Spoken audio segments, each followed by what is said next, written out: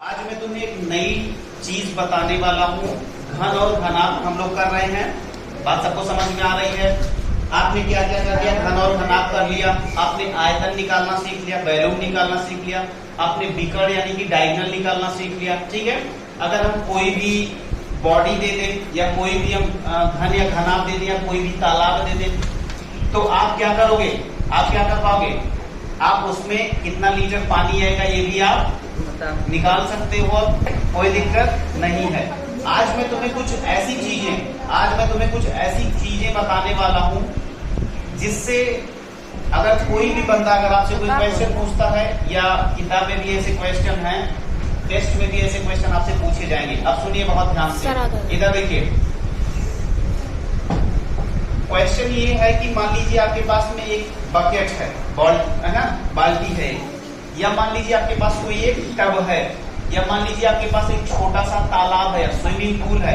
Question ऐसे बना के आएंगे, स्विमिंग पूल दे दिया जाएगा, आपको बाल्टी दे दी जाएगी, आपको तालाब दे दिया जाएगा, इवन हो सकता है कि आपको खेत दे दिया जाए। ठीक है, तो कोई भी चीज आपको दे दी जाएगी जिसमें पानी ऑलरेडी क्या होगा? भरा होगा। फिर क्या किया जाएगा? फिर आपसे ये पूछा जाएगा, अब उसमें सवाल कितने बनेंगे ये देख लीजिए। पहला टाइप का जो सवाल उसमें बनेगा बच्चे वो ये बनेगा कि आपको एक घन या घनाभ दे दिया जाएगा। क्या दे दिया जाएगा? एक घन या घनाभ दे दिया जाएगा। कहा जाएगा कि घन या घनाभ को अगर उस बकेट में या उस बाल्टी में या उस छोटे से तालाब में या उस स्विमिंग पूल में अगर हम डालते हैं तो कुछ पानी बाहर आएगा। अब मान लीजिए कि उसमें से 2000 लीटर पानी बाहर आया। कितना? 2000 लीटर पानी क्या हुआ बच्चे? ये आपकी बाल्टी थी, समझ रहे हैं? ये आपकी बाल्टी थी और इस बाल्टी से क्या हुआ? इस बाल्टी से 2000 लीटर पानी क्या हो गया? बाहर आ गया। अब आपसे ये पूछा जाएगा कि ये जो ये जो मैंने घन या घनाभ डाला है उसका आयतन कितना होगा? तो क्या इस क्लास में कोई भी बच्चा जो बैठा हो ये दिमाग लगा के बोल सकता है कि कितना होगा उसका आयतन? दिमाग लगाइए। मान लीजिए कि मैंने एक क्यूब या क्यूबाइड इस बकेट में, इस बाल्टी में डाला और इस बाल्टी से 2000 लीटर पानी, हालांकि बाल्टी तो होगी नहीं, वो कोई टैंक टाइप का होगा, तो वो टैंक में जो पानी 2000 लीटर बाहर आया, क्या आप बता सकते हैं कि उसमें जो घन या घनाभ मैंने डाला उसका आयतन कितना होगा? कोई बच्चा दिमाग लगाए जिसको कॉन्फिडेंस हो कि यस। कैमरा उनके पास घुमाइए, क्या बोलते हैं? हाँ, क्या कह रहे हैं? 2 घन मीटर आएगा उसका आयतन। क्यों आएगा? बहुत बढ़िया। चलो अब इधर लाओ, इधर देखो। बहुत अच्छा जवाब दिया बच्चे ने, एक बार क्लैपिंग कर दो। बहुत अच्छे। अब सुनो ध्यान से। जो भी बच्चा अब तक मेरी बातें बहुत ध्यान से सुन रहा है वो लीटर और आयतन में संबंध समझ चुका है। जब ये क्यूब का टुकड़ा या ये क्यूबाइड का टुकड़ा उसमें जब डाला गया, जब इसमें डाला गया तो कितना पानी बाहर आया? 2000 लीटर पानी बाहर आया। वही जो पानी बाहर आता है, बाहर आया हुआ पानी अंदर डाली गई वस्तु के आयतन को दिखाता है। इतना बात याद रखिएगा। आज के बाद आप याद रखिएगा, जब भी किसी पार्टिकल को किसी भी वाटर बॉडी में डाला जाता है, किसी भी पानी के पात्र में डाला जाता है और उसमें से पानी जितना बाहर आता है उतना ही आयतन उस वस्तु का होता है। इसका मतलब बच्चे क्या हुआ? इस वस्तु का आयतन यानी कि वॉल्यूम उतना ही होगा जितना कि पानी बाहर आया है। तो पानी कितना आया बच्चे? 2000 लीटर। अब मैं फिर से पूछना चाहूंगा, तुम खड़े हो जाओ बच्चे, बताओ कि एक घन मीटर जो होता है उसमें कितना लीटर आता है? एक घन मीटर में 1000 लीटर आता है। बहुत अच्छे। अगर एक घन मीटर में 1000 लीटर आता है तो ये बताओ कि यहाँ पे तो 2000 लीटर पानी बाहर निकला, तो उसका आयतन कितना होगा? कितना होगा? सिंपल सी बात है यार कि अगर 1 घन मीटर में 1000 लीटर होता है और यहाँ 2000 लीटर पानी निकला है तो कितने घन मीटर? 2 घन मीटर। कितना? इसका मतलब ये हुआ कि इस घनाभ का जो आयतन हुआ बच्चे, क्या हुआ? आयतन हुआ वो कितना हुआ? 2 घन मीटर। बस काम खत्म। तो समझ में आ गई बात? इसका मतलब आज की बात बैठ जाइए। अब इसका मतलब ये हुआ कि आज के बाद जब कभी भी हम इस तरीके की बात हमसे पूछी जाएगी तो दिमाग यही लगाना रहेगा। कौन सा दिमाग लगाना रहेगा बच्चे, ये बताओ? कि जो बोलो हाँ, कि जो वस्तु इस पात्र में डाली जाएगी तो इसमें से निकला हुआ पानी का आयतन जो होगा वो किसके बराबर होगा? बस। तो लेकिन याद रखिएगा बच्चे, एक चीज मैं तुम्हें बता दूं, इस यहाँ पे एक आर्किमिडीज थे। आर्किमिडीज जी कौन थे? एक साइंटिस्ट थे, ठीक है, जिन्होंने उत्प्लावन बल का नाम आप लोगों ने तो अभी नहीं सुना होगा। आगे चल के जब आप 9th और 10th में पहुंचिएगा तो आप बॉयंसी फोर्स पढ़िएगा, उत्प्लावन बल। आर्किमिडीज ने ही वो सिद्धांत दिया था। अब सोचिए, क्या जब तुम किसी वस्तु को पानी में डाल देते हो तो क्या वो हमेशा पूरी डूब ही जाती है?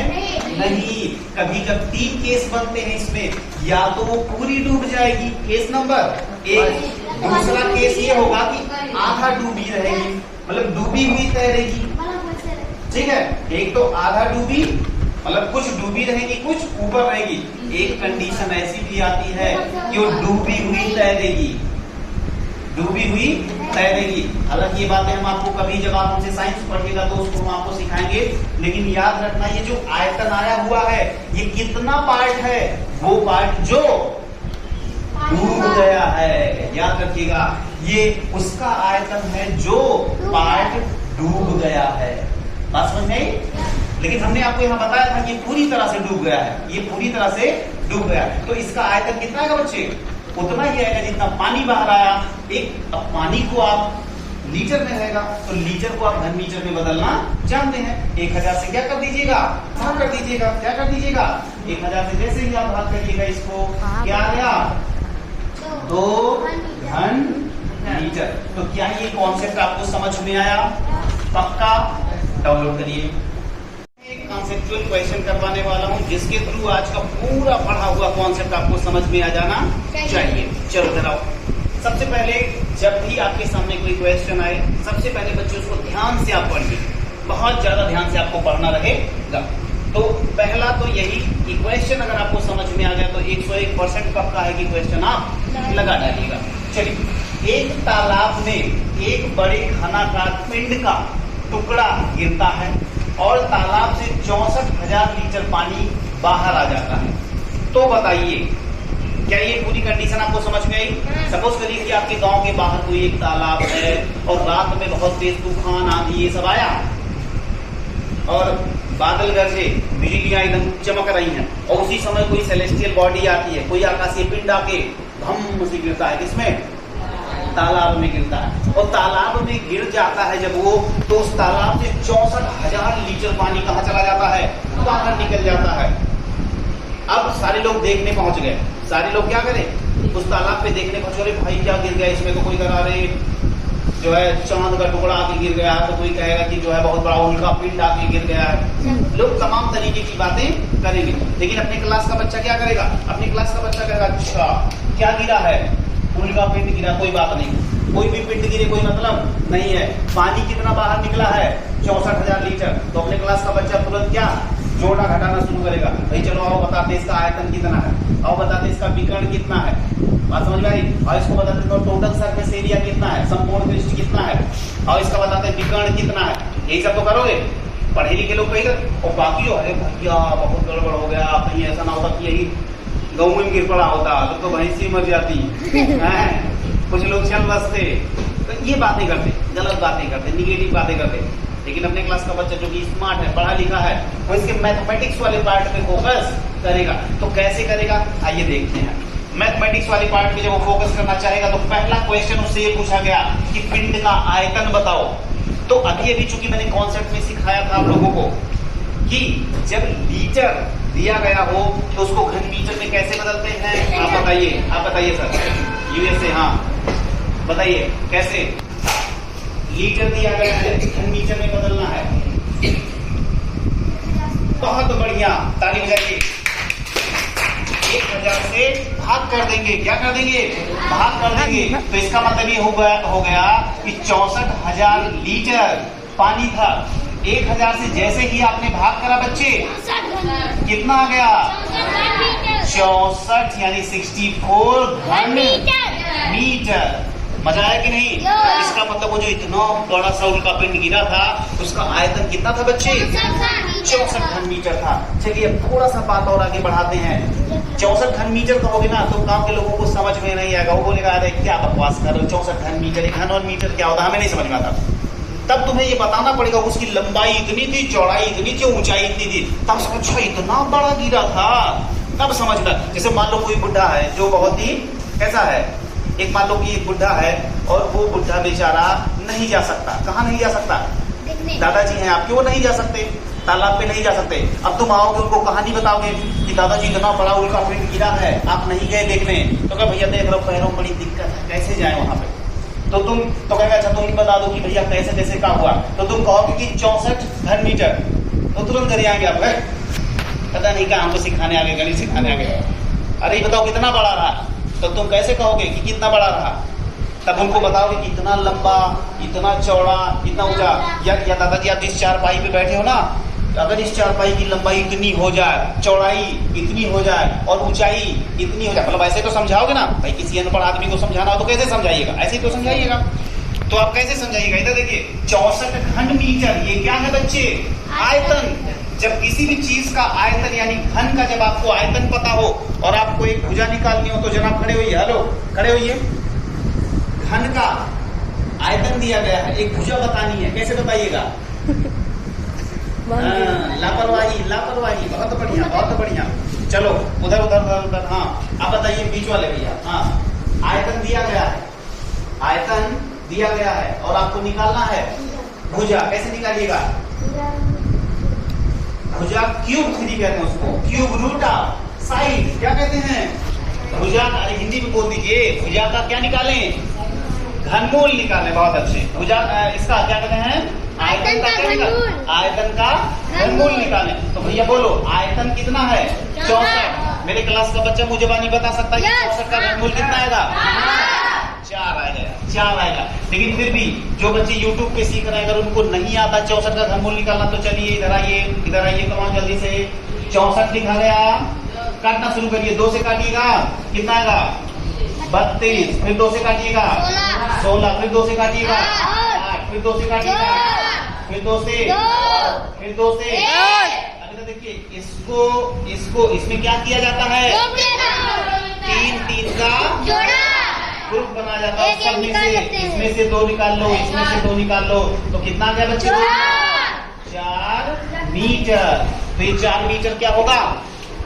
भुजा की लंबाई। भुजा की लंबाई। तो दादा को कैसे समझाइएगा? दादा जिस खटिया पे आप बैठे हो उसका 2 गुना लंबा था, उसका 2 गुना लंबा था और उसका 3 गुना चौड़ा था, 4 गुना ऊंचा था और 4 गुना ऊंचा था, 4 का 8 गुना ऊंचा था। तो दादा से इतना बड़ा गिरा है कारे?